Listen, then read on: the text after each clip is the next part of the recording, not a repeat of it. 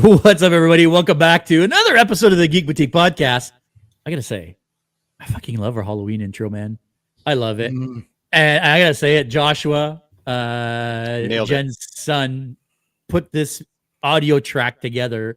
Freaking nailed it. I love it. I know we can't play it all year round, but we're gonna milk the hell out of it during October. And that's right, it is October. It's spooky month. We got a little bit of a special episode for you tonight. And you're going to hear a lot of this guy because he's kind of our expert in this subject. Mr. Aka. How you doing, buddy? He's super not an expert in this. How you doing? But I'm doing well. That's not what you were saying earlier, but no. I've done a wealth of reading on it, but like expert is like, that's not super not. Well, compared to us, you're the expert. You got a whole bunch of stuff in the spreadsheet there. That's a whole bunch of stuff I don't even know. So that's good. Evening Geeks and all, Silky, Geek Pool, Boomster Joe, Keith, L, Dean. Wow, Dean, welcome. Hello there. What's up? Kenobi. What's going on? Holy Everyone cow. in a while. Yeah, Silky and Marcy, everybody hanging out. What's going on? It's good to see you guys here in the spooky month of October. Everything's really good, actually. I'm looking forward to, I got one more weekend, kids, and then I'm going to be hanging out with you degenerates all weekend and the hustle and bustle of the schwa on the all-day Boo Bash on the 18th on the Saturday. I really hope some of you fuckers join us for that because I think that's going to be a good time. Michael Icon, Toxic Fox. Speaking of, we were talking just before we went live, we were talking about our dear editor, Megan, our fellow Geeks and Co-member, how she's absolutely killing it. Crushing it. In the clothing market. Toxic Fox posted something today. I don't know if it was today, but I saw it today. Wearing one of Megan's skirts. So I saw that today too. Yes, very cool. So guys, on behalf of Megan, thanks for supporting her business. Hopefully one day she can just carry this whole fucking thing. We won't have to worry about funding it. She'll be the main sponsor. I can't believe how we haven't already approached her for a sponsorship. You know what? That's a good point. I'm just saying. I'm gonna talk to her. I don't. Sorry, guys, but I don't want to sponsor you. I don't want to be associated with. I don't want to be associated with this. If you guys have not seen any of our marketing campaign, any of our social media stuff lately, go check out our socials. Valkyrie Custom Wear. Holy cow! Some of the stuff that she's been. Valkyrie it's no longer. Now. It's Valkyrie Collection now. Yeah, That's right. Apologies. Go check it out. Valkyrie Collection. Yeah, go check it out. Her socials are blowing up. It's no really cool. Not a boob bash. No. Oh, we lost Jeff again. See, that happened earlier. Oh, yeah. Is he back? Oh, I'm back now. Hopefully I'm back. Kind of. Like the Okay, Geek Pool. So it's not a boob bash. It is a boo bash, as in a Halloween themed street festival with live bands, Halloween haunts, all sorts of cosplayers, trick-or-treating, vendors, all happening downtown Oshawa, October 18th from 1 to 10 p.m. It's going to be a fucking blast. The Geeks and Co. are setting up a spooky version of our Throne experience right in the middle of the place. So we're basically right at the crossroads of the two intersections of the two roads that intersect. Yep. There's going to be the main stage, and then a couple feet down, there will be us. So you cannot miss us. It's going to be freaking amazing. Tiffany, I don't disagree. A boob bash does sound like a blast. 100%. Not. No. Maybe that's the next event. Maybe they. Wait, that up. We're not total pariahs in the space yet. That's not. Let's make sure that we're total pariahs in the space. It's called a boob bash. Toxic Fox saying, honestly, her stuff is some of the comfiest whimsical clothing I own. Yes, she definitely goes for comfy. She wears everything she makes. Nothing she's made. She obviously has like a theme and a style that she's after, but she's very, very particular. If it's not something that she would want to own and wear, then that's why all the dresses have pockets. And like not like little weird girl pockets that they give you like this, but like real pockets because she makes and designs them, and she makes sure it's something that's going to be functional and something that she'd want to wear too. So the skirt and the dress is really what is really launching her right now. It's amazing. Huge. It's amazing. Just launching her into the stars. And the fact that she's designed them in a way where they're adjustable at multiple points. Right. So they actually will literally fit you properly. Yes. Whatever your body type. That's correct. Right. Yep. So that in itself is absolutely amazeballs. She's cool. Okay. I think we Um, probably had enough of blowing up Megan.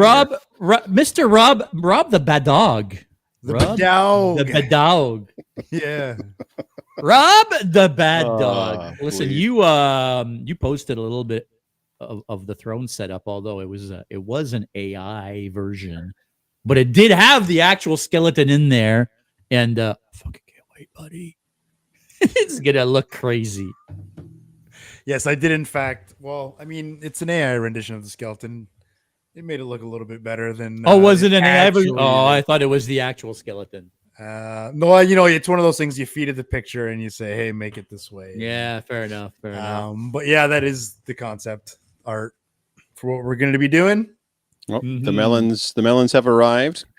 Good evening, Oh, Victoria. Victoria is in the chat. Howdy. An OG. Howdy. Victoria's like an OG, like from back in the Back in the melon days. yeah, dude, back in the melon days. That's an OG right there. Been Yep, watching yep, us yep. forever. I hope everyone's having a good spooky month so far. We're only 9 days in, but the spooky vibes are vibing. There's no question there, man. Like, Yeah, that super moon a couple days ago was just It was amazing. bananas. just everything on my feed too, right? Because so much of who I follow and what I see is cosplay related, and of course, cosplay is just like Halloween junkie, Oh yeah. right? So like my whole feed is just nothing but spooky. I mean, as much as I'm on social media, which isn't as much these days, but holy God, man, you guys love your spooky season. There's no question there. Yeah. I've been here since melons. That is correct. I mean, Halloween's my favorite holiday of the year. Mine too. Yeah.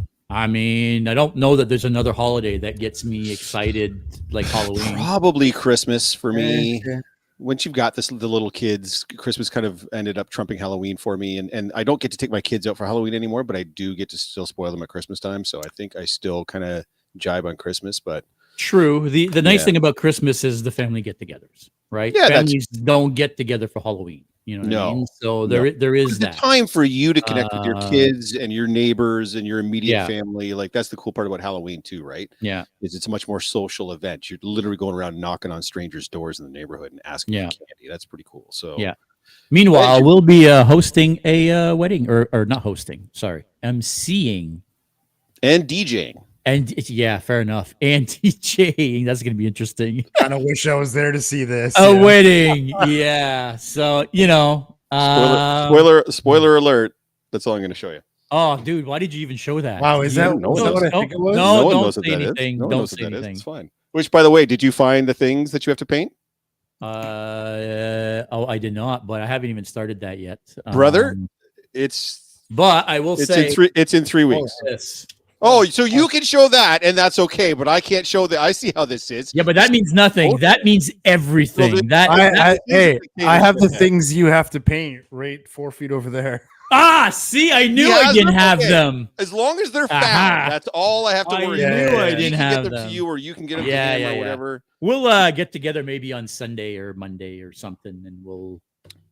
Yeah, we've got some Place all talking and holidays planning with to do. Halloween's. This is Halloween.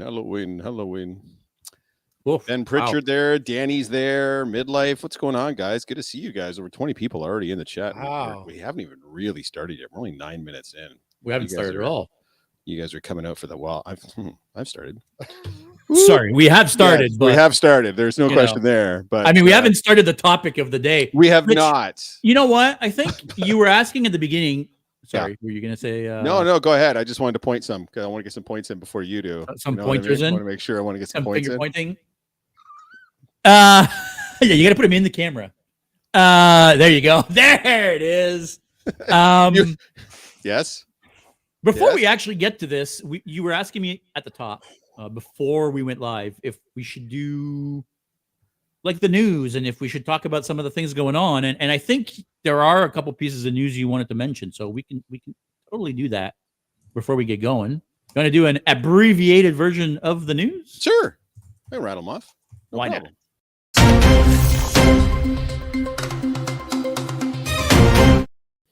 It's the news brought to you by Werewolves. I've got nothing else on that, guys. That's what we're going to be talking about. Werewolves? Werewolves. Yeah, you can't say Beer, that's the German werewolves. beer.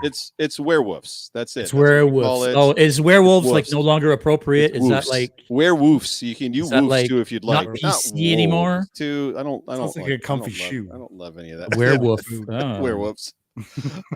Well, for my boys here, they did drop the final trailer for Predator Badlands. Now I haven't watched it yet, but they did drop it. So, what are we? Are we still excited? Are we going to be going to the theater to see this? Like, where are we at? Yeah, I have two concerns personally. Well, I don't have two concerns. I have 2 points. Hit them. One, the trailer looks badass. I'm not gonna lie. Yep. This final trailer probably looks better than any of the ones we've seen so far. That's even good. though it's probably the one that we actually see less of what's going on. And maybe that's why it's so good. This one looks amazing. You actually get to hear the Yautjas talking to each other. So even though they're saying, "Oh yeah, he's a youngling," and blah blah blah, and all this bullshit, and that why he sounds the part, and he like once you start getting him into action and talking and all that stuff, all of a sudden screaming, and he sounds and looks the part. It looks bonkers. My concern is for the first time ever in the Predator or AVP franchise history, this movie is PG-13. Correct. Now, I can tell you why. I can tell you why if you Can I take a guess? Yeah, go ahead. Before Rob? you Yeah. Does it have anything to do with blood?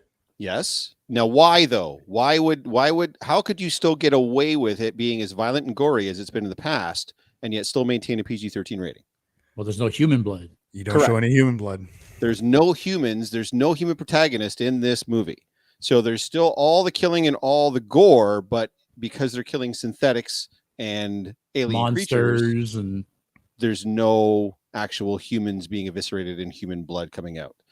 So that's what Trachtenberg said is you're not losing out on any of the violence and any of the gore. All you're losing out on is the human blood and no humans to kill.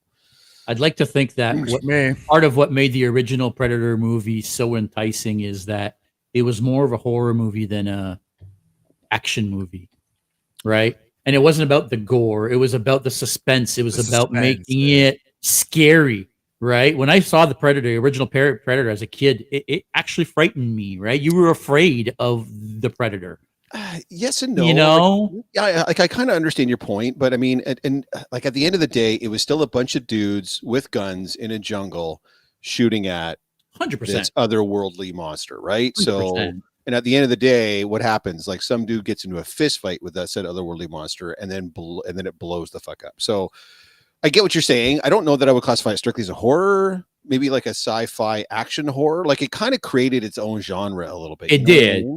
It did. Like the original Alien to me, that's a horror. But Aliens, I don't consider a horror. Aliens is much more of a action film. So Predator, I would say is more akin to Aliens than Alien. Does that make sense? Is that a fair assessment? It's still a bunch of dudes with guns and in a sci-fi. Well, I shouldn't even say it's not even a sci-fi setting. It's set in the jungle. The only sci-fi element is the Predator, right? Yeah, correct. I don't know, man. I feel that between the music and how tense it is, and you not being able to see it until the end. I don't know, man. You know what? What did you think of the trailer, Rob? I love the trailer. And to chime in on your last conversation there, I don't consider really any of them horror by what I would describe today as a horror genre. So I don't really consider any of them horror. Yeah. But I love the trailer. I love how it starts off. The cinematography style, the camera style was pretty neat. There was a particular scene in the trailer with a monster that, and if you guys haven't watched it yet, reminded me of a similar-ish alien in the new Predator Alien Earth. Have you guys not watched it yet? You still haven't watched it? No, but that's funny because they asked Trachtenberg about it specifically, that the similarity is exactly what you're talking about between that and a xenomorph type thing. Yes, and he said no, that's not what it. But he could be talking about his ass. Yeah, so there's there's two aliens that look similar-ish, but have drastic enough differences that you're like, is it related? Is it not related? But anyway, I'm looking forward to it. Well, let's be honest. The same teams were responsible for the production of both movies, so the show and the movie. So there's going to be some similarities in the designs and similar undertone of like in this movie. I'm sure you've seen. they have the Wayland Yutani team there, and they're there to Yeah. get like presumably one of these aliens or monsters, right? The Right. same basic storyline of the Alien Earth is like they're returning with a bunch of monsters they got from these Right. planets, right? Yeah. So same kind of underlying tone in the universe. And premise. Yeah, that's cool. What else have we got? Oh, so Night of the Seven Kingdoms, the teaser for that dropped today. So this is yet another prequel for Game of Thrones. Mhm. But they're very specific with this one. They don't want to have it because House of the Dragons just looks like Game of Thrones light. Like it's a prequel as well, but it's still like the noble houses and dragons and magic and all this shit. And apparently Night of the Seven Kingdoms, they want it to be as grounded as is possible. No magic, no dragons, no intro. And I think the intro is one of the most critical pieces of initially Game of Thrones and even House of the Dragon. Like they even use the same theme song for both of those, but they have these long, elaborate, animated style, Netflix very style stylized intros. Apparently Night of the Seven Kingdoms is dropping all of that shit. It's 50 years post the last dragon having died. And in that world, if you know anything about Game of Thrones, that world is magic exists because dragons exist. So when all the dragons die, all the magic disappears too, which is why the magic starts to come back in Game of Thrones when the dragons are reborn. So apparently this is literally just going to be these two adventurers, Duncan the Tall and Egg, and just their shenanigans throughout the Seven Kingdoms. So I don't know. They're interesting reads. They're little novellas. I think there's 3 of them. So we'll see how the series goes. But if you get a chance, check out the trailer and see what you think. I would say the trailer looked pretty neat. Yeah. Yeah, I'm looking forward to it. It's still an HBO show, and it's still in that world. So I'm sure they're not going to scrimp necessarily on the look and feel of the thing. There's just, you're not going to see any giant dragons or magic or any of that noise, right? And I get the sense too that you're not going to get a lot of like the big royal house. I don't think you're going to get a lot of the intrigue in the big royal houses. I'm not going to spoil anything for you because those houses do play a role, but in the novels they play a role like a secondary role, like it's like they're being observed from afar type of thing, as opposed to being right in the thick of it like you get with Game of Thrones and like you get with House of the Dragon. So right, these guys are in the world where those houses exist, but they're not necessarily the story is not about those houses. No, they have a tenuous connection to those houses, but not enough to involve you in all the backstabbing and the politics and all that kind of jazz. So right. I mean, in the trailer, the House Targaryen seems heavily not focused on, but they're in a bunch of scenes in that trailer. Yeah, and like I said, I don't want to necessarily spoil anything, but because you're getting into the height of the Targaryen civil war that happened after the Blackfire rebellions and all that kind of jazz. So I'm not gonna. Yeah, we won't dive too deep. So timeline wise, where is this as to compare to House of the Dragon? 50 years after. It's post that pre Game of Thrones. Okay, and then so all the dragons are dead. And they've been dead for, like I said, about 50 years now or something. So, I will say this: the trailer also seems to make it like this is going to be a little bit more lighthearted. Like there's going to be, it's meant to be. Yeah, like it's they actually have funnies, like bits where you're actually laughing and smiling in the trailer, 100%, right? 100%. And that's what that's how the novellas read too. Right, they're meant to be just. It was a side project for him while he was writing Game of Thrones. He's like, oh, I'd like to tell these fun little adventures of these two guys.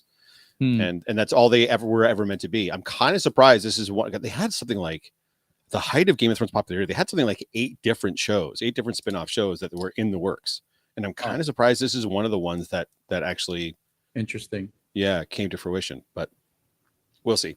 I read this today. This is wild to me.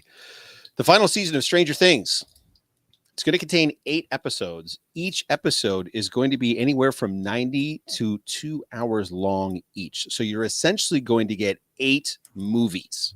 Wow. For the final season. And the total cost of the final season is said to be somewhere just south of $500 million to shoot that final season. So that's why my Netflix bill went up. It's exactly.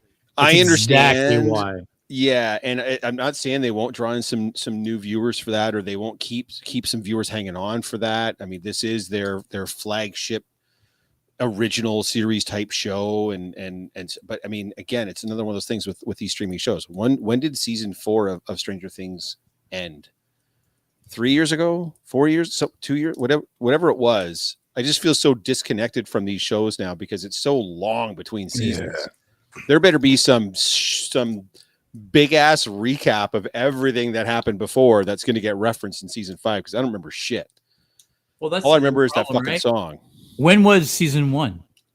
Oh my god! Oh my god!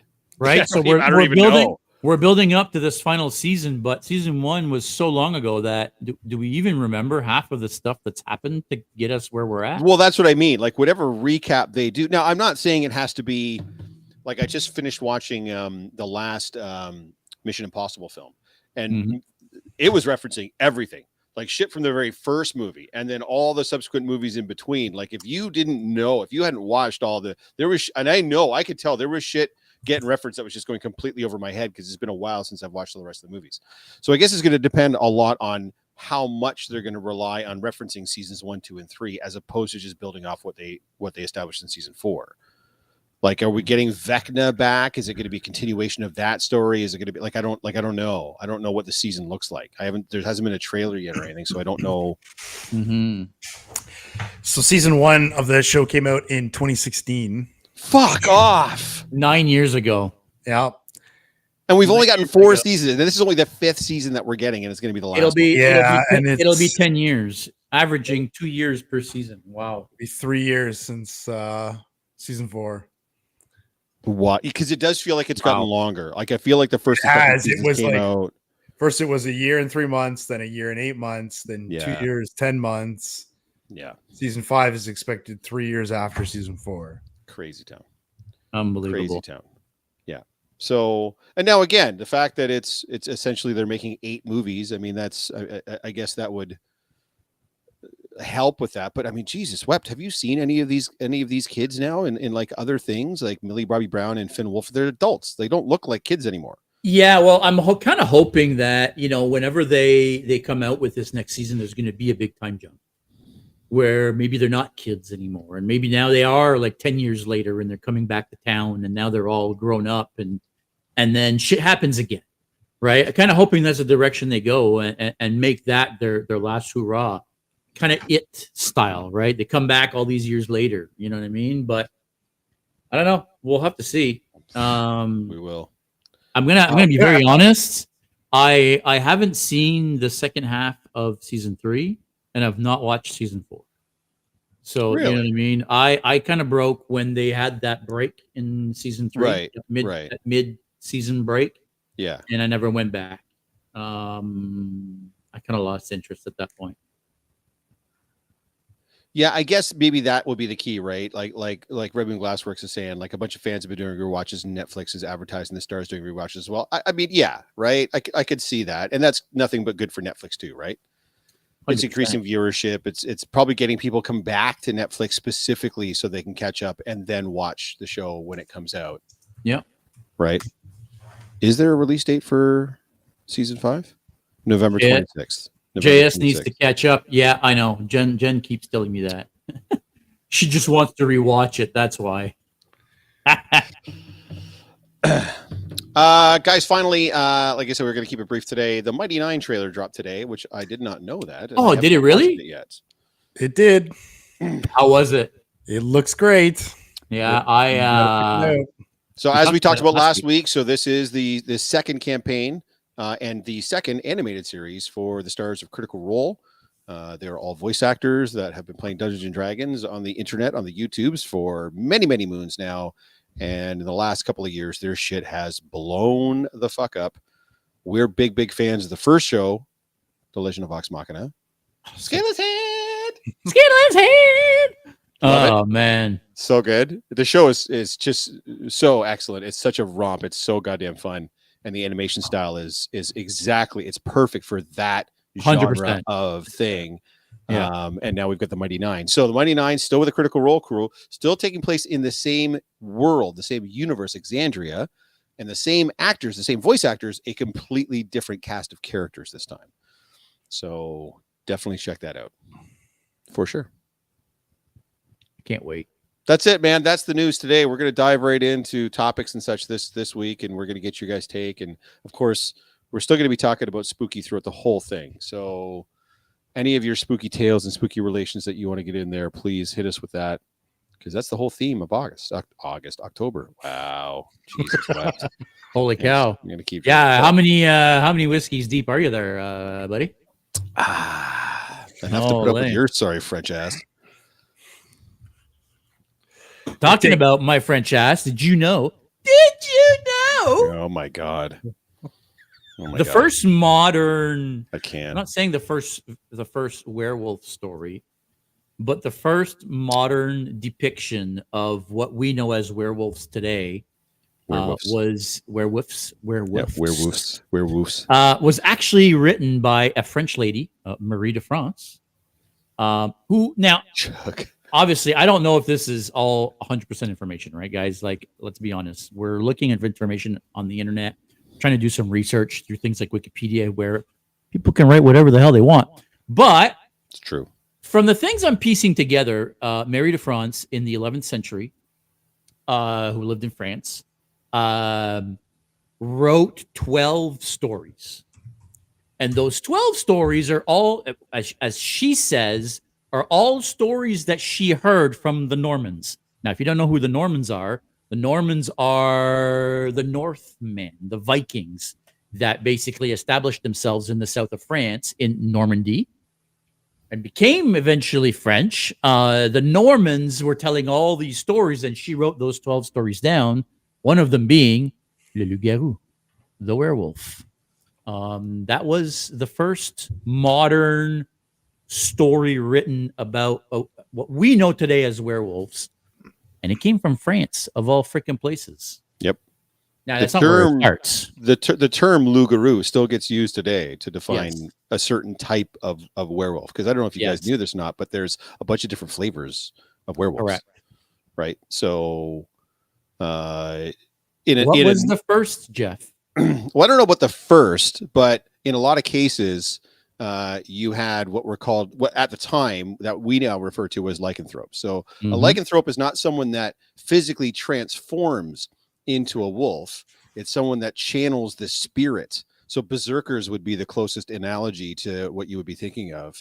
They would channel the spirit of a wolf. And it was said at the time, mythologically speaking, to give them increased strength, speed, stamina, durability, as they would channel this wolf spirit, even sometimes like a better healing, making them immune to pain and immune to damage type of thing. So they would just be able to walk through guys. Now, all of this is mythologically speaking. There is something in modern times called clinical lycanthropy, which we'll talk about. But back in the days, yes, you were channeling a wolven spirit, almost like an elemental spirit.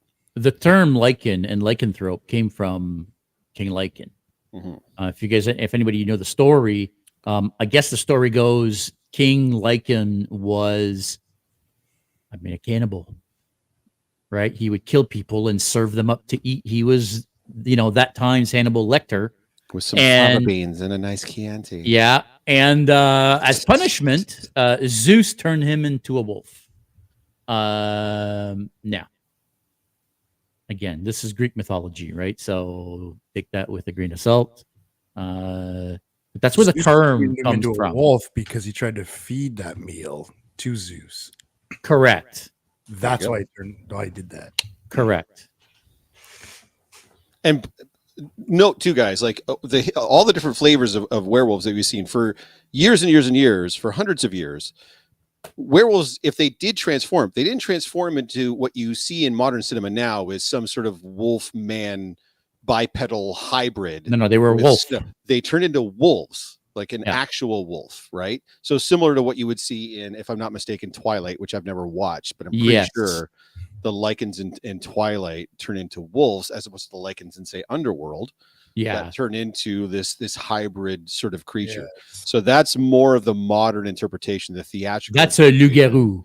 That is a loup-garou, the classic monster now that's indestructible. The key, though, for the early werewolves transformation in particular was there was basically two ways that they would do it.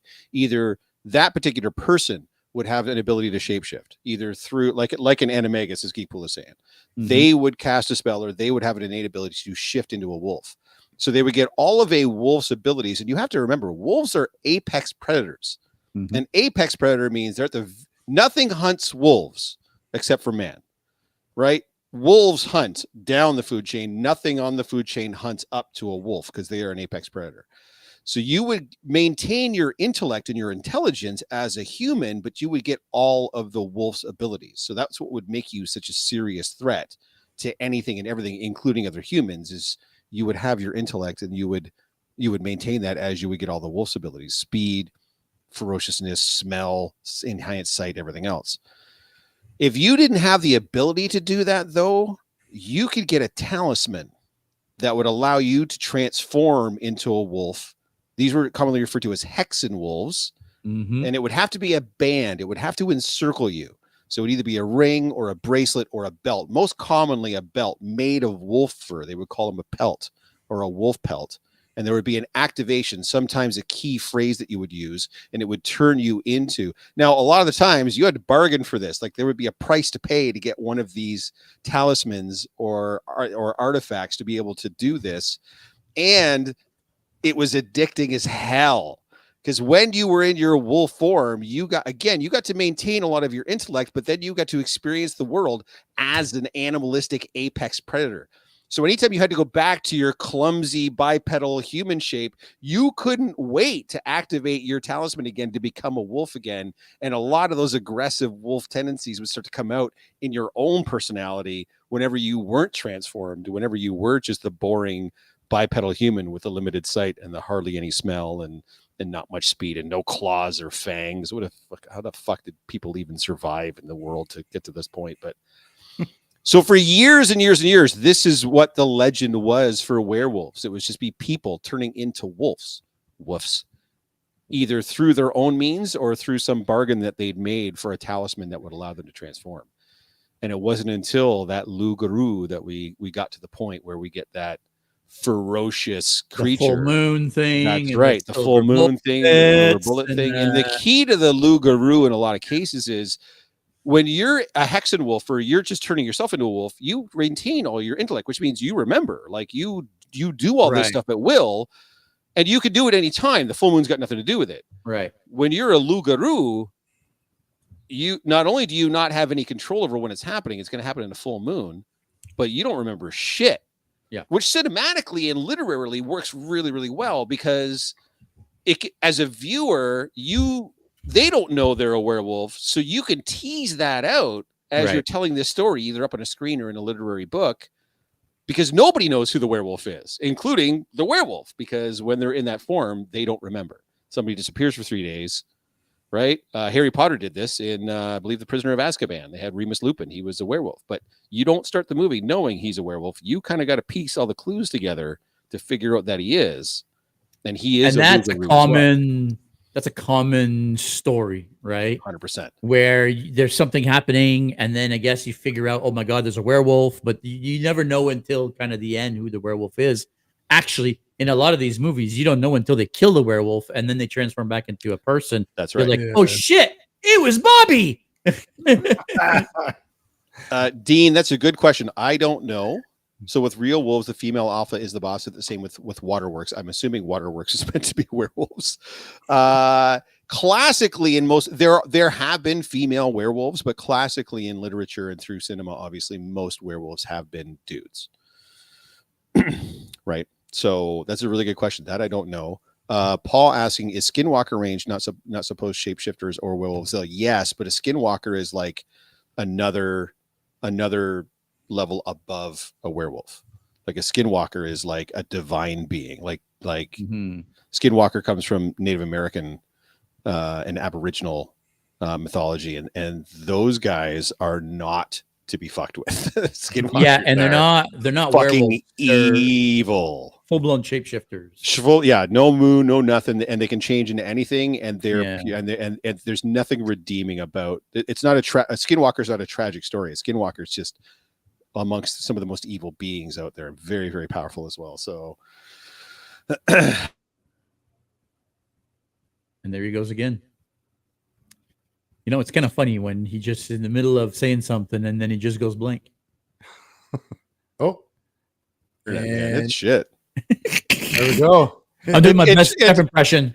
It drops for a second and then it just comes right back on again. I don't know what's happening. It's so dumb. I'll probably have to reboot the modem at some point, but what are you gonna do?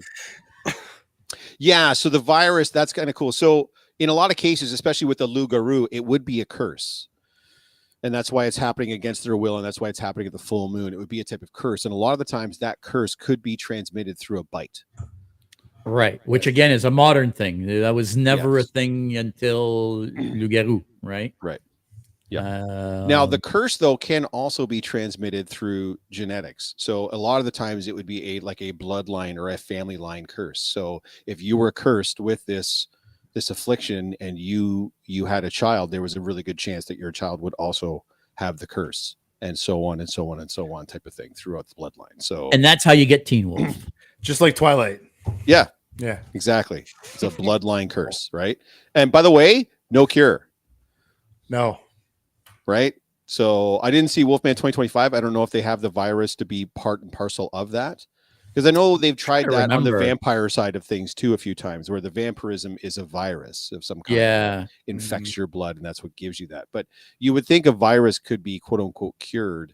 And classically, especially if you are a loup-garou, there's no cure for what you have. You are literally damned. You're cursed. So, yeah, I'm not gonna lie. Teen Wolf. Yeah, we're talking about the Marvel Wolfman. No, that was Werewolf by Night. Yeah, I didn't see that actually. To be honest, yeah, that one was forgettable. Strange. Yeah, it was forgettable. Visually, it looked great, especially if you watch it in black and white. It was visually very good. But do you guys remember, anybody in the chat? Do you guys remember? Yeah, Oz, another good example from the original Buffy, played by Seth Green.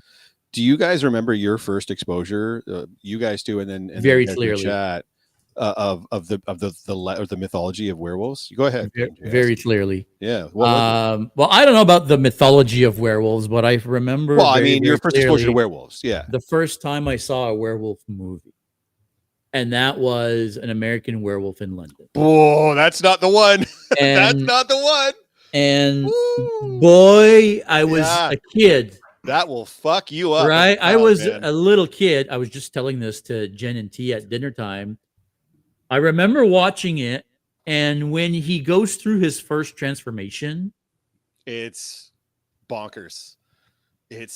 Dude, it freaked me out so bad. I was never able to watch the rest of the movie after that. It wasn't until like the 90s until I was like, okay, this is stupid. I need to rewatch this movie, right? And then I rewatched it and I was like, this is fucking dumb. Like, why was I so scared? But it freaked the fuck out of me, bud. Do you know what it is? It's how much pain he appears to be in during the transformation as it's ripping through his body. Hand growing and the feet growing and the bones crack. Oh, fuck, man. It was. Yeah. Yeah, I could never forget that in my life. That was one of the first movies that absolutely freaked me the hell out. That was my first real werewolf experience. Keysand, the DJ on the Hilarious House of Frightenstein, very much like Wolfman vibes. In fact, I'm pretty sure it was probably a take on Wolfman Jack, right? Who was the famous DJ on American radio back in the day. The Howling or Silver Bullet, both fantastic. I think some of us are aping ourselves here a little bit, but yes, absolutely. Yeah, The Howling is a classic. I think they've remade that, haven't they? I think so. Rob, do you remember your first exposure? For me, the earliest memory I have is Wolfman from Monster Squad. Wolfman's got nards. Well, that's why I was sitting here smiling, because I'm watching the clip on the other monitor. Amazing. Yeah, Wolfman's got nards. 100%. Yeah. What about you? I would probably say An American Werewolf in London. That's the first visual memory I remember having. I was an avid reader, and I did remember reading Silver Bullet. But yeah, it's got to be that American Werewolf, and I had the same visceral reaction that you did. Like, just, oh Jesus, that looks fucking horrendous, so bad. And I think even with Key saying that Hilarious House of Frightenstein, I remember seeing that guy in the Wolfman. I feel like there's a difference between the Wolfman and werewolves. In my brain, they're almost like two separate things a little bit. Why? The loup-garou style werewolf is really like I said, like a like Lupin in Harry Potter and like in American Werewolf in London, like the snout and the claws. Wolfman appears to be he's just like a really Beast. hairy dude. You know what I he's mean? Beast from X-Men, but he's brown. human, just with a lot of wolf hair on him. Whereas like a true Loup-garou is way more like, a hybrid creature between the two. So Well, funny enough, Broomster Joe is saying Teen Wolf with Michael J. Fox is the earliest I remember. That's that style of yes, it's just a human more with like a a bunch of wolf hair, man. right? Yes, Yeah. I mean, More they like a did a man little bit. wolf. They had a little bit of prosthetic for him, like around Not a the lot. no, but they did have a little. It Yeah. wasn't just his face with hair on it. They did Yeah. have a little bit of prosthetic on him. By the way, the end sequence in that film with the basketball, I don't even like basketball, but the basketball game where he decides to come out as himself instead of the wolf, and then they play this great song, "Win in the End," and it's all like slow-mo, and he's got his fat, pale friend there that's helping him win this basketball game against the bigger, tougher team. Fantastic, dude. Fantastic movie. Fantastic. No, it's not, maybe not a fantastic movie. By the way, don't go listening to somebody else's podcast. I've listened to this, but if you've ever listened to the Smartless podcast, that's got Jason Bateman and Will Arnett and don't remember the last guy's name, Sean something or other. It's one of the big podcasts out there. They constantly clown on Jason Bateman because they made a Teen Wolf 2. They did. And it was TOO, and it starred Yeah. Jason Bateman in the lead role as opposed to Michael J. As Fox. the cousin. Apparently, it was horrendous. It was. So they clown on him mercilessly, especially Arnett, about Teen Wolf 2. So Tiffany Sand Thriller. Yeah, of course. Absolutely. Yeah, Michael Jackson videos were basically movies. Yep. And John Landis directed Thriller, which was he also directed American Werewolf in London. Really? Does Wolfman Jack count as anything? Ace says yes. We just referenced Wolfman Jack. Yeah. I mean, no, but I mean he's not a werewolf, but midlife. My first werewolf movie was The Wolfman with Lon Chaney Jr. Black and white. God, I'm old. Yes, sir. Yes, you are. That's your classic. That's what we're talking about. It's your classic Wolfman, which, like I said, for me there's a difference in my mind for that being a werewolf. So. Megan, my first experience with werewolves were Twilight, followed by the Teen Wolf TV show. Well, that's right. There was a TV show. It's actually really good. That was Tyler Hoechlin that was in there too, right? The modern day Superman on TV, right? Was he like the Teen Wolf? Was he the dude? Oh, he was like his mentor. He's the alpha wolf, right? That finds him and trains him and teaches him about being a wolf. The modern Teen Wolf TV show is quite different than the old cartoon and the original movies. The people that didn't know, Teen Wolf started as a cartoon, a Saturday morning cartoon. Started or it became one after the film? No. It was a Saturday morning cartoon before the film. No. My No. Yeah. It was a Saturday morning cartoon before the film, and the cartoon was so popular that they made a movie with Michael J. Fox. That I did not know. I've never seen the cartoon. And it's very, very different type of show. It's more grounded. It's more dark. It's more the cartoon. CW. No. Or this is TV a show. live action TV show. Yeah. I know the TV show exists. I had no idea there was a cartoon. Yeah, it was a very good show. Somebody find me the cartoon right now. Yeah, I'll do that right now. You keep talking, buddy. Underworld had great werewolves, says Geek Boutique. I agree. The very first Underworld movie was killer. It was really, really good. And the idea of a war between vampires and werewolves, I don't know who did it first. I don't know if it's Underworld or Twilight. I feel like it was Underworld. It was a cool concept. And yeah, they did the werewolves pretty cool. And they had that moment too, right? Where they were like, oh shit, they found a way to transform without having to worry about the full moon or whatever. They found a way to do it at will. And then they introduced this really cool idea of a hybrid, a vampire or a werewolf that had been bitten by a vampire. And so had both. And they kind of tried to run with that a little bit. Unfortunately, those movies kind of got shittier as they went, as those type of movies tend to do. But the first one's pretty killer. And the visuals are fucking amazing. And Kate Beckinsale. Good Lord. True Blood. Now, True Blood is vampires, right? Are there werewolves in True Blood too? I never watched True Blood because I heard it was just softcore porn. Yeah, I don't know. There was. And okay. You are correct. Yeah. Nobody wore a shirt in that show. No. I didn't think so. Okay, are you ready for this? Kate in those tights, says Geekpool. Yeah. Batman TAS, of course, had the werewolf episode called Moon of the Wolf. Okay, cool. Yeah, hit me. Beware, Scott. When the moon is full.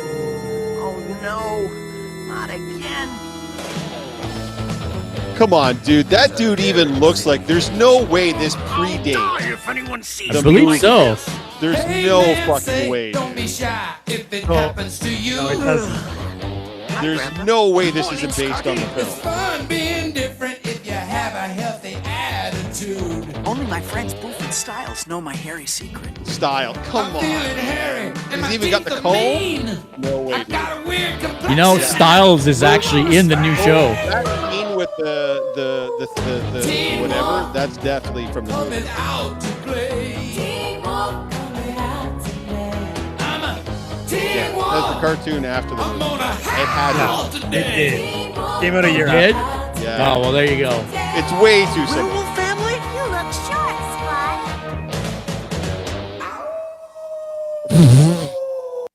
That's horrendous. Don't everybody don't watch that. Yeah. Don't watch that.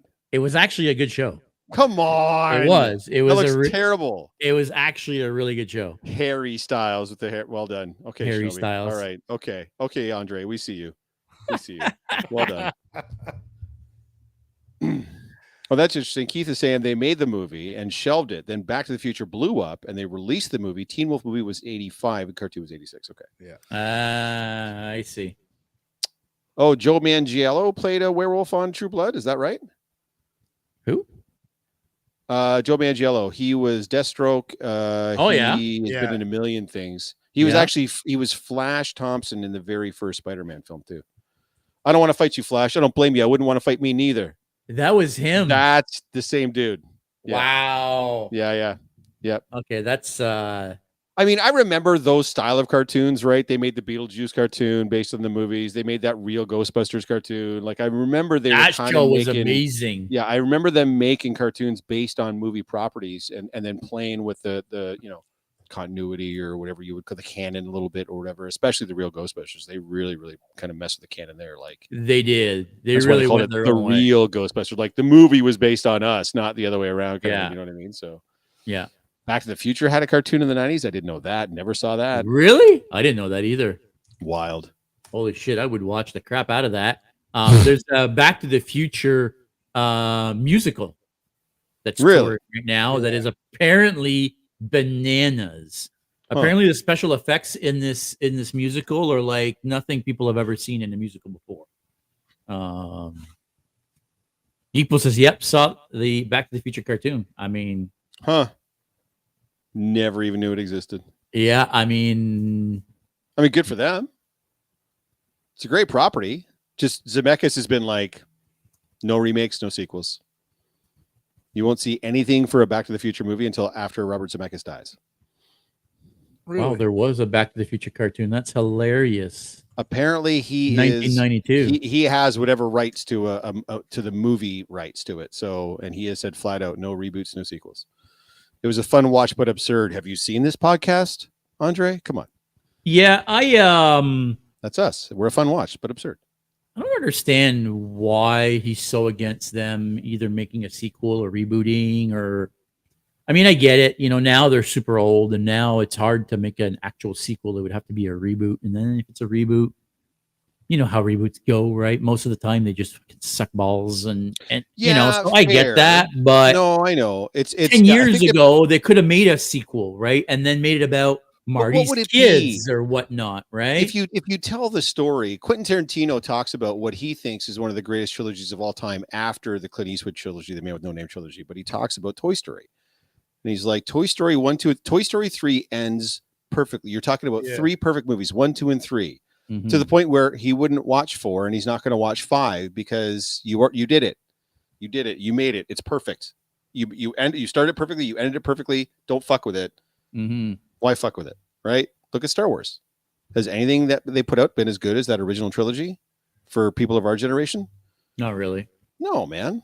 You had perfection. You had 3 perfect movies and you told one perfect tale from start to finish. Shut the fuck up.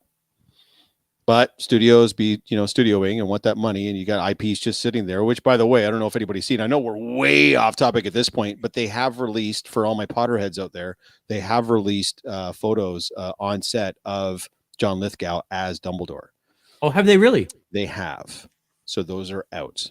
So, and he looks a lot more like the Dumbledore that appears on the books, as in the art on the books, as opposed to the Dumbledore that we got to see. He's very much closer to the Richard Harris version in the first 2 movies, as opposed to the guy who took over the role for the final 5 movies. Agreed. And it's kind of freaky how he almost looks like Richard Harris. A little bit. That's fucked up, actually. Mm-hmm. He looks way better than Michael Gambon. I never liked Michael Gambon as Dumbledore. Neither did I. But I know apparently they approached Jared Harris, Richard Harris's biological son, who's an actor. They approached him first to be Dumbledore, and he said no. Yeah. Jared Harris. I don't even know what he looks like. He looks like his dad. No, dude, it's creepy. He looks just like his dad. He was fucking brilliant in Chernobyl. If you've never watched Chernobyl, oh my fucking God. So good. New Planet of the Apes trilogy is my fave. I mean, the greatest trilogy of all time is still Lord of the Rings for me, anyways. But I mean, Star Wars is a close second, and then you could probably do a follow-up Man with No Name with third. But that.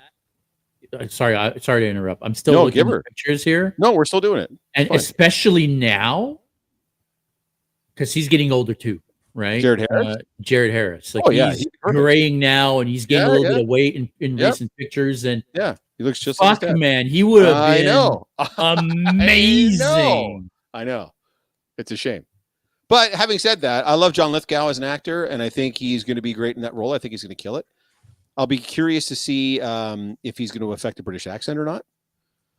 Because you got to remember, the original movies, they hired exactly one American actor ever. In that entire movie series, they hired one American-born actor. Every single other actor they hired, which I guess was one of J.K. Rowling's specifics, had to be British or from the British Isles. So one American actor. When you read the books, are they supposed to have British accents? Yeah, everything takes place in Britain. Oh, in the British Isles. Yes, 100%. Well, so he would have to have a British accent. Well, I would assume so. Yes. It's just interesting that they were so specific. Wait, who was the American? Says Megan. A little trivia for you. You would never guess. I'll give you a hint, which is funny that they were American. The character that was in a non-speaking role. What's his name? Commissioner Gordon. Gary Oldman's extraordinary. Gary Oldman. Yeah, but doesn't he play an American accent in? No? Oh. Okay. No, I'm not even talking about American accent. One American-born actor. They had one American-born actor in the entire series. Oh. The entire 8-movie series. Well, anybody? Well, I'm waiting and seeing if anybody. Have you seen Rory McCann as Balin Skull? I have seen a couple of still images of him as Balin Skull. I'm looking forward to that, actually. Yeah. I'm a big Rory McCann guy. I've loved Rory McCann in everything he's been in. And if they had to pick a dude to take over, I think that's a solid choice. He has the what's the word I'm looking for? The size and the intimidation factor that Ray Stevenson had, for sure. Rory McCann's a big fucking dude. Will he have the same gravitas that Ray Stevenson had? I don't know. But he certainly looks the part. Yeah, I don't know, man. That's one that's difficult for me. You're talking about the Harry Potter trilogy? The Harry Potter movie series. Series? Yeah. Yes. Yeah. You're saying there's only ever been one American actor? That's what I've been told. Did you find another one? Well, I mean, apparently there's been at least 3. Oh, 3. Well, there you go. I only knew of one, Vern Troyer, who plays the original Griphook the Goblin, who takes them down to the vault the first time. You may know Vern Troyer as Mini-Me from the Austin Powers movies. Yeah. At the time, he was the sole American actor that had ever been hired. If there were others, who were they? I'm curious. Eleanor Columbus, the daughter of the film's director, played Susan Bones. Yep. No speaking role. Yep. Okay. There you go. A non-speaking role, is that what you said? Correct. Yeah. Okay. She was background. She was an extra. Right. Zoe Wanamaker. Do we know who they are? Mm-mm. Doesn't matter. I knew about the director's kid. Yeah, I guess that would be. I don't know if she was hired per se. But Flying yeah. instructor, Madam Hooch. She played Madam Hooch, the flying instructor. Madam Hooch was American. I did not know that. So it says, although born in the United States, she lived most of her life in the United Kingdom and had a British accent. Okay. So, Well, maybe that's technicality. yeah. All right. Right. Right. Gravitas. Yeah. She gets a pass. She gets a pass. Yeah. I guess I shouldn't say the only American born. The only guy that was living in America who was a registered American was Vern Troyer. Only true American. The only. I am a real American. Hulk Hogan fans? So, Anybody? No. Anyways, hey, are we going to talk about werewolves at all? Yeah, I just want to go Yeah, back. it's almost to time to wrap it up. It's been a good episode. Yeah, I just want to go back Actually to Bale and has been Skull pretty good. for a quick second. Yeah, give her. I'm looking at the picture now, and I hadn't noticed this, but they actually put a side by side shot of the two actors together, both in their Bale and Skull outfit. They've changed his outfit. Yeah, I knew they were going to do that. I'd heard that was going to happen. I think that's just kind of. Well, do you want to throw it up on the screen? I can. Can I? Can I open it independently? Let me see here. Let me see what I can do here. Because yeah, I don't know, man. I liked Bale and Skull so much. I loved what he looked like. I loved his suit. I loved everything about it. What do you do though? Do you know what I mean? Like, what do you do? Does he die off camera? Do you say, his story? Do you just leave his story hanging? When you recast him, do you put a different dude in the exact same outfit? I mean, this is the one side by side shot. Mm-hmm. I don't know. Listen, I'm not saying they can't recast the role, especially considering there is clearly more story to be told there, right? So they can't just go and kill him off screen. There was too much happening there. There was too much reference to certain things, certain storylines that started all the way back in Rebels. Right. That, now they're really pointing the finger at, and it's like, okay, now you're just going to kill him off? Like, they can't really do that. And I get it. But at least make him look the same, or try to, like his beard's not even the same color. Like, his beard is brown here. The other one's beard's completely white, right? His cloak is ribbed. Like, they, For her pleasure. What I mean? Like, I don't know. I mean, he's stuck on this planet. We're supposed to catch up when he's still stuck on this planet. All of a sudden, he looks younger, and he's got a different cloak and different. Maybe there's some Just for Men there. Maybe he brushed that shit in. Maybe. Yeah, who knows? Maybe. And if this is by the way, if this is a pre-production still, remember when they do you remember when they released the first picture of Henry Cavill as the Witcher? And it looked like dog shit, and then we saw him in there, and it was like, oh my god, he looks amazing. So yeah, maybe this isn't the final. Maybe this is not his final form.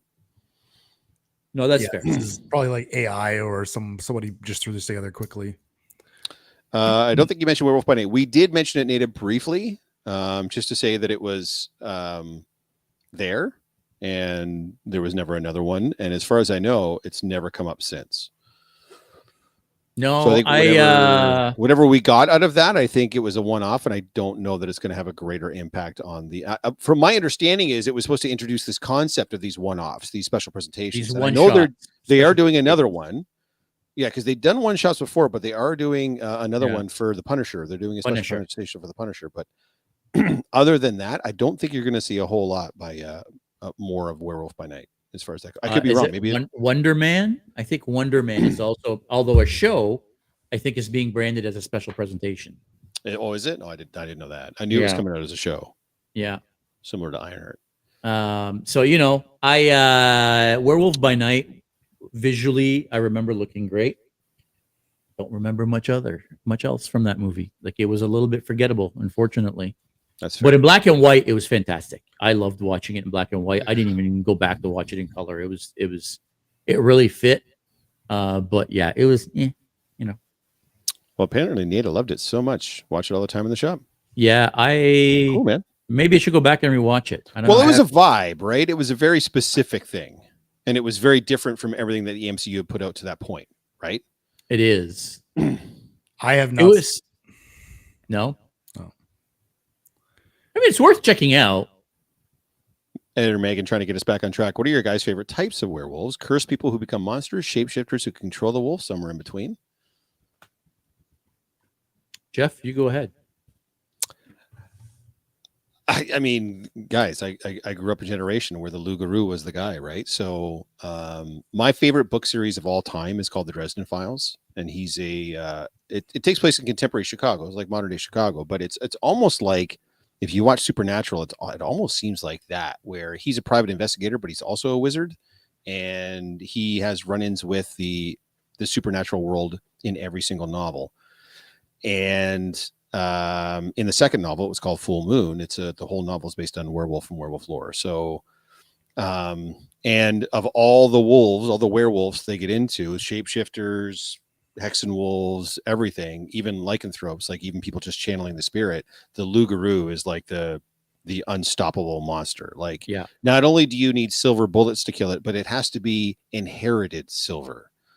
Because it's a bloodline curse, the silver that you're going to use in the bullet, you had to have inherited from your bloodline in the first place to be able to use it. You can't just grab any silver and melt it down and make it into a bullet. It has to be like from an heirloom type of thing. Yeah. So just the way that lore, for me, like I'm as atheist as they come, and I love like reading about like angels and devils and demons and shit. Even though I have no investment in all of it, for some reason it just sparks something in my mind. So whenever you get into like bloodline curses and the air is the same, and then you need this thing to, like all that shit, I find really, really intriguing. So for me, it would definitely be like the curse, and the fact that they're cursed. Like you're not just some piece of shit that likes to turn into wolf and hunt people. It's happening like against your will, and you're trying everything that you can to shield yourself from it. The best werewolf hands down is Michael Sheen as Lucien in Underworld. Like I still swoon every single time I see it. Well, I mean, a werewolf's point is not to make you swoon; it's to make you dead and eaten. But sure, we can go swoony. That's fine. Mm-hmm. Boomster is saying in between. What about you guys, as far as that goes? Do you I agree. Like the curse, or do you like people that could just transform it into of will? And Yeah, I like the Loup-garou idea. That being said, I'm going to contradict myself a little bit. One of my favorite werewolf movies is Brotherhood of the Wolf. Have you ever seen Brotherhood of the Wolf? I don't think No, so. Le Pacte des Loups. It's an actual French movie with Vincent Cassel. That would be why I didn't. Do you know who Vincent Cassel is? I do know who Vincent Cassel is. He's been in some contemporary films, but I haven't seen. Yeah, so it's Vincent Cassel, and the other actor played the Crow in the second movie. Sorry, on the TV show. What was his name? Show? There was a Crow TV show. That poor fucking property, man. Mark Dacascos. I feel so bad for that whole property. So it was Mark Dacascos, Vincent Cassel, and then the actual hero behind this is Samuel Le Bien, a French actor. You don't say. But anyway, that was a fantastic movie. But this was more of a transform when you want, and he's a bad guy, right? And he uses his powers as a werewolf to hunt down and kill people that he wants to hurt or whatnot. Now, would he transform into a hybrid like a Loup-garou, or would he transform into an actual wolf? He transforms into more of a wolf, right? Big ass wolf, but like not like the man wolf, right? Like, more of the wolf has a big ass, or it's just a big ass wolf. I'm just asking questions, man. I don't know. I'm looking for clarification. You're French. Sometimes I don't understand. Oh yeah. What about you, Rob? What are we talking about? No, I'm kidding. It's the most Rob response ever. I wasn't paying attention. What are you fucking idiots talking about? I've been rambling on about this. Probably more the control aspect of it. Shapeshifters you can control turning into a wolf. Or as Jeff said, the pieces of shit who just transform into a wolf.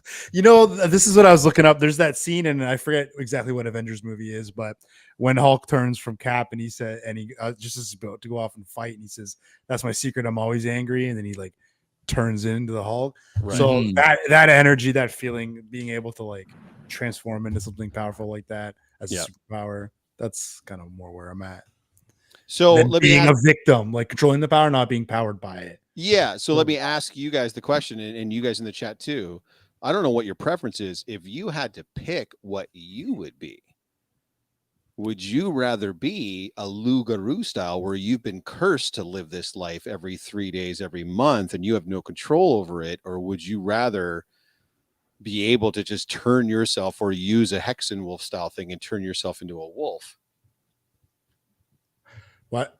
Why would you want to have this curse upon you? Yeah, who would want to choose that, right? Well, the key, especially with a hexenwolf, I don't know about shape-shifting werewolves, don't get me wrong, but a hexenwolf, like I said, it starts to eat away at your mind. You start to get addicted to the thoughts and the feelings of being in your wolf form, and it does start to bring out your more aggressive tendencies when you're out of the wolf form too. You start to be like a real angry prick a lot of the times, and you're kind of like flying off the handle. You turn into a real red pill alpha male, those fucking types of truck nuts and shit, you know what I mean, like those kind of guys, right?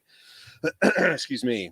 So I always wonder, like, if you had a choice and which one to choose, would you rather be like essentially an innocent victim to this curse, or would you rather be just a rampant piece of shit that would just go on a killing spree anytime you felt like it, because you had to feed this need that you had to transform into a wolf and do bad wolf things? Yeah, I personally, I think I would rather be the Lugaroo. If I'm going to be honest with you, I would rather be able to.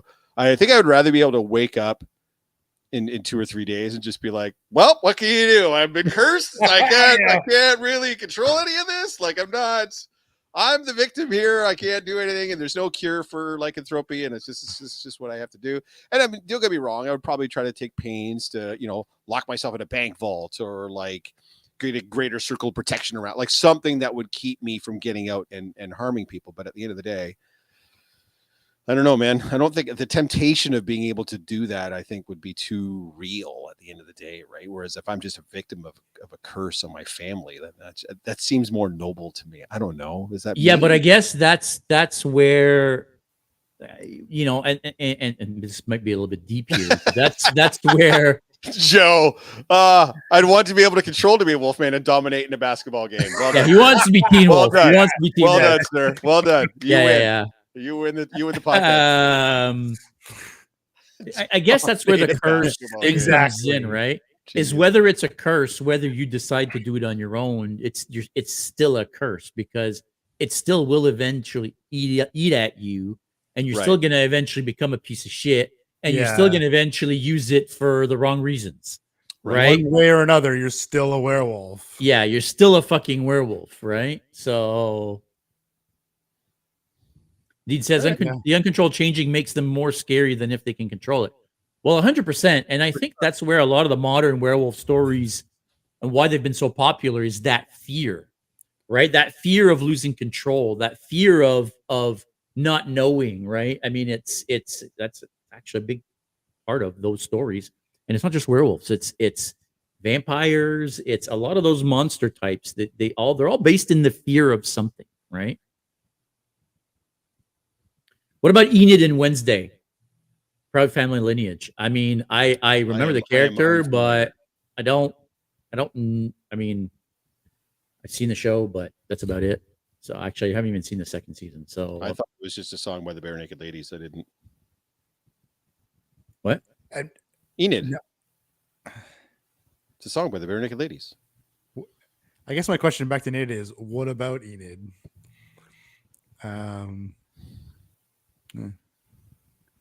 It's very she reminds me very much of the kind of werewolves in like Twilight. I don't mean that in a bad way. I just but yeah, so I get this from Mr. Michael Icon as a big ass wolf. That's big ass wolf. That's hilarious. Oh Jesus. So what I mean by a big ass wolf is he's I know ginormous. what you mean by a big ass wolf. And then, I was being a dickhead. And then in the movie, on top of him being a big giant wolf, they dress him up. They put like fake armor and bones and skulls, and they turn him into like this beast thing, right? Oh, I thought you meant dress him up like when they try to take Scooby-Doo on the airplane and they put him in like a dress and like a hat and make him look like a grandma. Is that not what you meant? No, not all right. Not Never mind. exactly. All but right. I'm just asking questions. I mean, you know what? Let's just move on. Well, it is an hour and 10, and I feel like we've ranged quite a far from the original topic, but we probably talked enough about werewolf. And by the way, guys, kudos to the 20 of you in the chat for really engaging with us on this particular topic this week. You all brought it. Thank you for that. That makes doing the podcast a lot easier when you guys are firing off questions and comments throughout. So kudos to you, Yeah, see, Enos. Nate here is saying that Enid is half the storyline.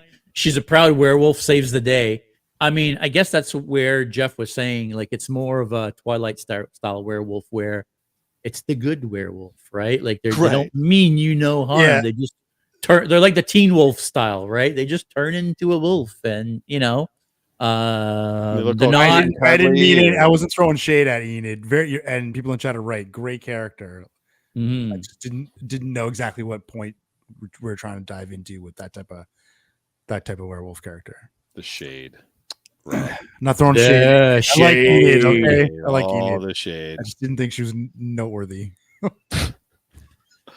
I haven't watched Wednesday, so I don't have any frame of reference, guys. I got no context on that, so my apologies. You should check it out. It's a good show.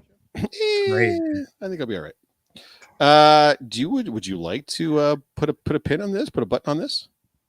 Yeah, I mean, I think it's about that time. Guys, October 18th, if you don't already know, it's Boo Bash, downtown Oshawa. The Geeks Co. going to be front and center right at the intersection of Athol and Salina. Thank you. I always forget. Right at the corner of Athol and Salina, there's going to be a stage with live bands. There's going to be Halloween haunts. There's going to be those crazy post-apocalyptic roller guys that, they'll roll and like on the ground and create sparks. And there's going to be cosplayers. There's going to be all sorts of stuff. There's going to be vendors. Trick-or-treating. Costume contest. And the Geeks and Co. will be there with a spooky Trone. Wow. It's Patron? We're going to be handing out shots of Patron? Is that what a trick-or-treat? Shot of Patron. The spooky throne is set up. So make sure if you're in the area, come and check it out because it's going to be a blast of a freaking time. It's completely free, by the way. You don't have to pay anything to get in. Nope. But you'll want to bring your wallet because there's probably going to be some cool stuff. As far as I understand, most, if not all of the vendors are going to be spooky, horror, Halloween themed. So, and someone's been working on some merch at your favorite Geeks and Co. booth as well. I can spill some dude. Okay, you know what? It's so close. Dude, we might as well say it's in 9 days. You Yeah, don't you're promoting right. the merch at this point yet? Fair enough. So if you guys remember the what we call the varsity line of Geeks and Co shirts, or what you guys might remember as the white swag, the white merch, right? That had that Gap / varsity style logo. Well, everybody loved the logo. They loved the style. Everyone's afraid of getting their shirts dirty because they were white. And I'll admit, I wore mine like 3 times and now it's stained. So I get it. It is. We received the feedback. If you're giving out Patron, I'm changing my plans. There is a local hotel downtown in Oshawa. There sure is. There sure is. Where was I going with this? I forget where I was going with. Oh, yeah, the varsity merch. So we're going to be releasing, and they're going to be available at Boo Bash, gray and navy blue varsity style hoodies. That's right. It's not just going to be black hoodies this time. There's going to be gray and navy blue varsity style hoodies. Of course, the black hoodies will also be available. We're going to have some t-shirts. I'm trying to get some hats. I'm having some difficulties finding hats. So the ones that are out now are limited release. Get them while you can, guys. Yeah, right now we can't get any more. Yeah, unless we change to a different hat, which I would prefer not. But there's going to be a bunch of new merch available at Boo Bash. So come and check it out. Come and support your Geeks and Co. It's going to be a freaking blast of a time. Me and Rob are going to be doing our Predators at one point. Mm-hmm. Yep. And then me and Jeff are going to be doing Jon Snow and Daemon Targaryen at some point. Actually, I think it's going to be your main cosplay that day, right? Jon Snow. Yes. Jean. Yeah, Jon Snow. And then Rob and I are also potentially going to be doing Jason Voorhees and Michael Myers. Yes. So we're gonna maybe do a bunch of costume changes during the day. We'll see.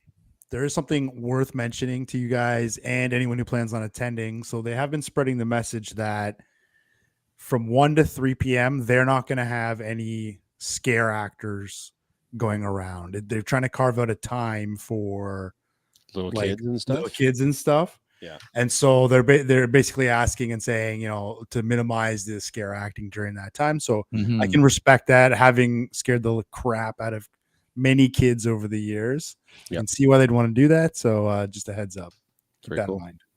Will they be online too, or this is Mrs. Groot asking Will they? Well, sorry. Will the new merch. The merch online. So I'm having a problem with shipping right now. Actually, Megan, I sent you a message. I don't know if you saw it. Kind of curious how you're shipping right now, being that you're shipping a shit ton of stuff out. I'm curious how you're doing it because I tried to look into shipping with Purelator, with UPS, with DHL, with any of them, and it's mental. Like, shipping out hoodies is more expensive than the price of the hoodie. So I don't know what I'm going to do now in terms of shipping and it being that merch being on the store. That's what she's using. Well, there you go. DHL, Purelator, and UPS. Yeah. Poor Megan, man. It sucks right now. The shipping is stupid. So I gotta figure that out. For the meantime, the merch is going to be available at Boo Bash. Obviously, we're going to try to have a table with merch at May the 4th. In between then and now, shoot me a message. We'll see if we can figure something out. If you're in London and you want to buy something and maybe get, Jeffrey to, bring you one back. Now, he's got limited space. I don't want 15 people telling Jeff they want them to bring him back hoodies. He's not going to have literally wouldn't be able to, but yeah, 1 or 2 pieces. I can probably handle that. Yeah, but if a couple of you in London want some hoodies, let him know. Maybe we will put them online so that you guys can see what they look like ahead of time. Megan here saying the only reason I can mail them is my dresses are 200 plus, and I'm eating the extra cost. Yeah, so it's rough. I mean, it's stupid. Like shipping is just ridiculous. So, I wish there was cheaper courier services. I know in the US they have a bunch of cheap courier services, so I don't know why we can't have that here in Canada, but that's where the difficulty is right now. Geeks and Co saying, I agree. I love scaring kids. I'm going to assume that's Jen. I managed to do that. I'm not sure how, but Oh, you did that. Yeah. That's hilarious. Oh, are you logged into my account? You're not logged into my account. That's so weird. Yeah, that's why I'm like, I'm not sure how I managed to do that. We'll figure that out after, but Yeah. All I could say we'll figure it out for sure. Shoot me a message. We'll figure something out. We'll get you guys some merch, even if it means like having to put one big box together and shipping that big box to Jeff, and then Jeff can maybe distribute it, out in the London area or whatnot. We'll see. We'll figure it out. we'll figure it out. Yep. Marcy's saying if Geeks and Co is listed as a business, that is. Sorry, I missed the first part of your message there. I don't see it in the chat. So I don't know, Marcy, what that referred to. Yeah, I don't know. Any final parting words? What are you guys doing for Thanksgiving? I'm filming, and I'm going to be filming the last of my scenes. So I messaged our good friend Rob Bellamy, who called me during last week's podcast. I messaged him at about 6:25 when I was like, "Hey, is there anything you would like to talk about before I go on the podcast at 7:00?" And he's like, "In fact, there is." And so he called me, and we had a brief conversation. But yeah, Saturday is my last day of filming on set for A Long Ride Home. So it's bittersweet. I think I've said this before.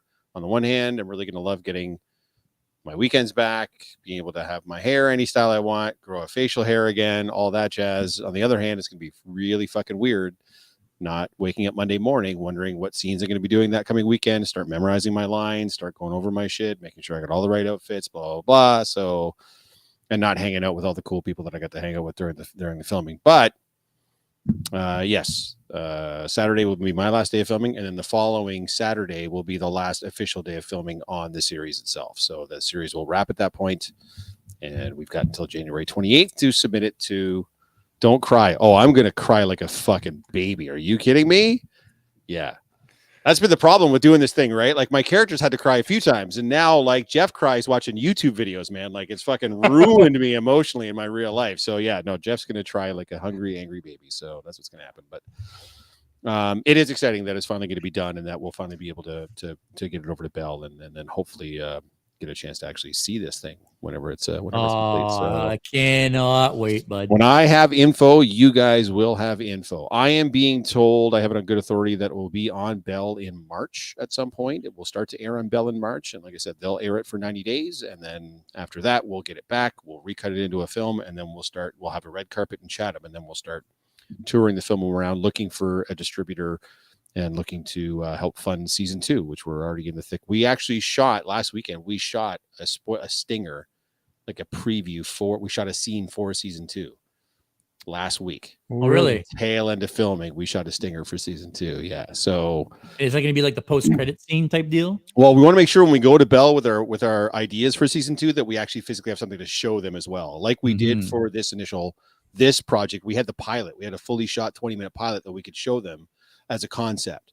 A lot of the people that submit ideas to Bell for these projects don't have that. They just have an idea on paper. Right. So I think for Rob for season 2, he's trying to do the same thing. Like here, we've actually got some footage for what we want to have for season 2 to show you. So to help pitch the idea. So yeah, so we did that. And I think we have an idea to do another stinger for this coming weekend as well for season 2 stuff. So when I know, guys, I will let you guys know. Very nice. Very nice. Yep. Very nice. What about more you, Rob? explosions? More explosions. More explosions. No more stunt work. I'm an old man. I could barely walk on Monday. No more stunt work. I don't want to do any more fight scenes. Shit. Too old. I don't have any. No big plans for Turkey weekend. I took a nice extra long weekend. Going to do some stuff around the house and visit with the in-laws and stuff. And hell yeah. Take it easy. Yep. That's all for me. Yeah, we need to get together like Sunday-ish to do some planning. Indeed. And I want to see you know what? And then next week. Yeah. So I want an update on where you're at. And saw the photo, right? I went online to buy some bales of hay, and it's like when you go and buy something on Amazon and you see the picture, right? And then like I want 12 of these, and then so paid a little extra for delivery and went out for the day, and the guy dropped it off while we were out, and I came back. Yeah, and these 12 bales of hay is like a quarter, like half my driveway. I come back. Yeah, they're ginormous. Hay everywhere, and I was like, oh, I don't own a horse. How am I gonna get rid of this? Nice big fire. But anyway, we got lots of hay. As far as I know, whenever they do the pumpkin pickup, whenever it's that day where they do the yard waste with the pumpkin pickup, they will pick up the hay as well. Spread it over a couple weeks, but yeah. Brother's got half a driveway full of hay. I'm sure they're not prepared. Yeah. Lads, it's been a treat. Great. Yeah. It's been fun. Guys, good job. If you haven't clicked that like and subscribe button, go us. Please. It's completely free. It really helps us out. And if you click the notification bell, it'll always let you know anytime we go live. Bing. And you won't miss an upload. See, I gave it the finger. Just, I'm doing it on purpose now. I don't know. Is it a French thing? Is it a JS thing? I don't know. But thanks for watching, everybody. Yeah. Make sure you all stay geeky. We'll see you next week. I can't do this anymore. I'm all done. I can't fucking do it. Thank you for tuning in to another episode of Geek Boutique Podcast. Like always, if you prefer to listen to us, you can find us on all major podcast platforms. Now, make sure you don't forget to click that like and subscribe button, as well as the notification bell to make sure you never miss anything.